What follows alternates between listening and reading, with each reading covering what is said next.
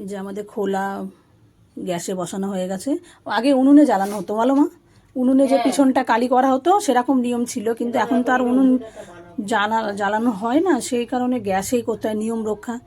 এই খোলাটাকে কালি করে 1 বছর রাখতে হয়, তাই তো? আর এই খোলাতে হলো পিঠে হবে।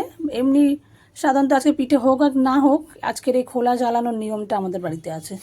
এই খোলাতে হলো 3টে, অন্যদিন পিঠে খেতে পারো, কিন্তু আজকের সারা শীতকালই খেতে পারো, কিন্তু আজকের এই খোলা জ্বালানোর নিয়ম আছে। এই খোলাতে 3টে পিঠে হবে, তাই তো? একটা হলো ঠাকুরকে দেওয়া হবে, একটা গরুকে দেওয়া হবে, আর একটা পূর্বপুরুষের উদ্দেশ্যে হলো ওই বাঁচতে দেওয়া হবে।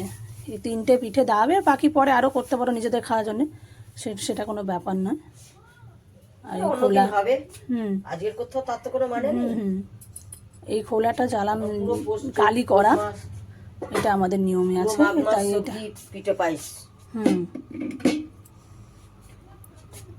আর সবচেয়ে বড় কথা, তেল দিতে হয় মায়েতে? না, তেল ছাড়াই পিঠে দেওয়া হবে, তেল নুন কিছুই দেওয়া হবে না। তাই কত সুন্দর হয়, তাই না? এই পিঠেগুলো গোল গোল এত সুন্দর হয় পিঠেগুলো। এই যে একটা দেওয়া হচ্ছে সরাতে, আর এই যে ঢাকা দিয়ে এরপরে কি জল দিয়ে দাও মানা ছিটিয়ে?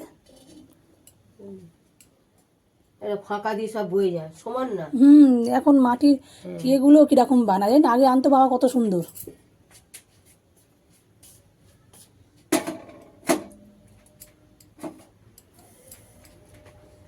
তেল ছাড়া নুন ছাড়া কি সুন্দর পিঠে হয়।